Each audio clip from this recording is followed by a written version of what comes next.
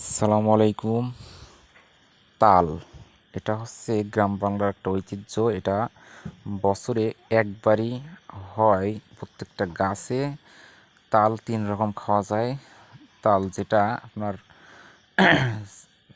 যার থেকে ফল হয় না সেটার থেকে রস বের করে তালের রস, তার থেকে গুড়। আর যেটা তাল ধরে সেটা আপনারা তালের এই দেখেন প্রথম অবস্থায় তালের শ্বাস খেতে পারেন, খুবই সুস্বাদু এবং পুষ্টিকর। পার এক এক শ্বাস আপনার 3 টাকা, 4 টাকা, 5 টাকা হারে বিক্রি হয় এখন। আর এরপরে যে তালগুলো আপনারা পাবেন সেটা হচ্ছে কাঁচা তাল।